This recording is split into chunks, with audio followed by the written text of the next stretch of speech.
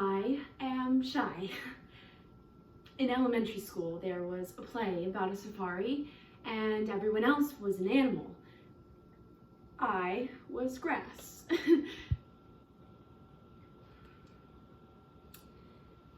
I introduce myself here because in the story I'm about to tell, I begin with no name or character traits assigned to me. I was found as a half-naked body, alone and unconscious.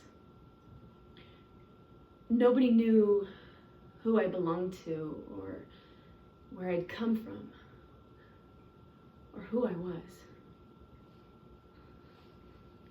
There are two ways to do things in life: the easy way and the correct way. The correct way is usually more difficult. But no matter how painful it might be, you must always speak your truth. Because in doing so, you allow others to speak their own truth. In her memoir, Chanel Miller puts into words the struggles that victims of sexual assault face and forces the world to know my name. It was Saturday, January 17th, 2015, and my sister had told me about a party she was going to on the Stanford campus. I was planning on staying home by myself that night, but I decided, why not?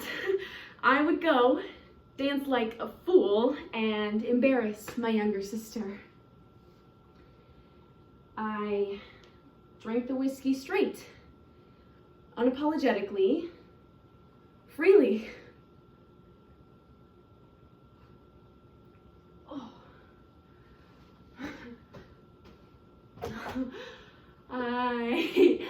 I stood alone on a chair, arms in the air, a drunk piece of seaweed, until my sister escorted me down.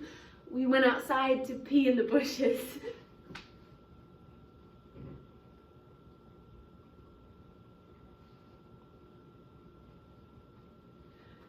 This is where my memory cuts off, where the real just stops. The next thing I remember, I was on a gurney in a hallway.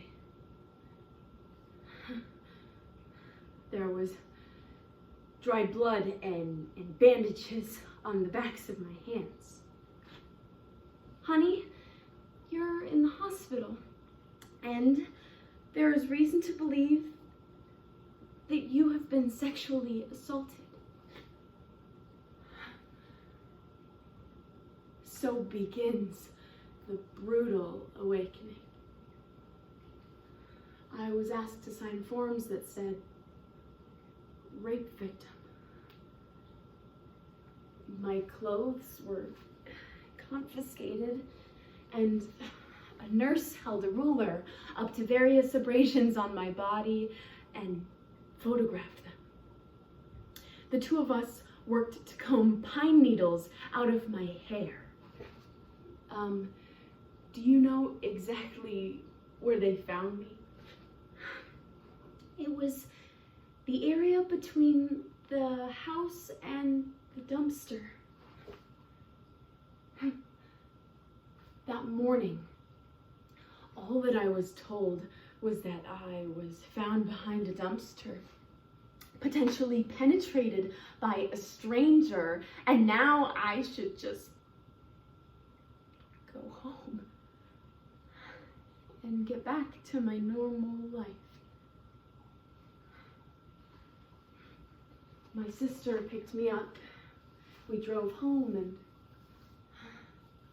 for hours in silence, she held me. I tried so hard to push it away, but it was so heavy. I didn't talk, I didn't eat, I didn't sleep, I didn't interact with anyone.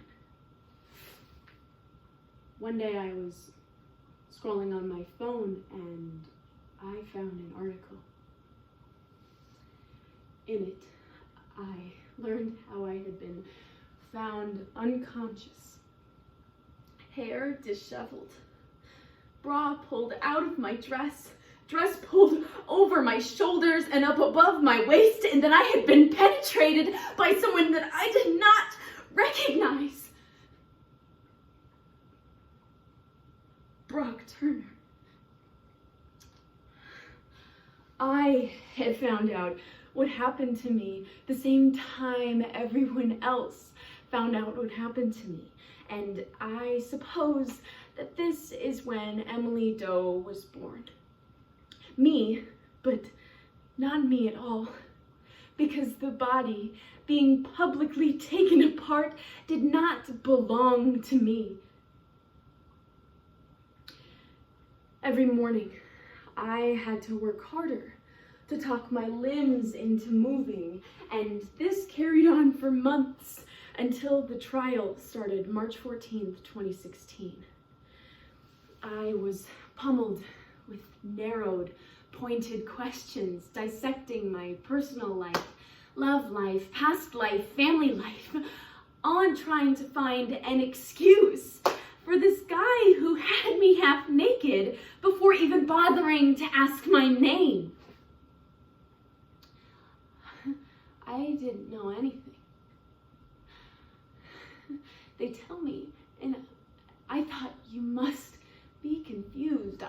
I thought you must have the wrong person. I thought I just want to find my sister and go home. Brock's eyes were already on me.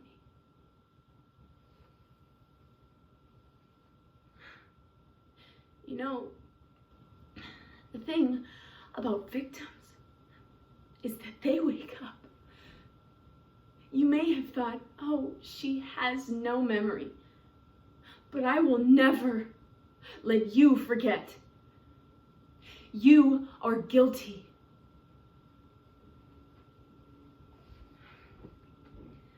I was asked to write a victim impact statement on how this experience affected me.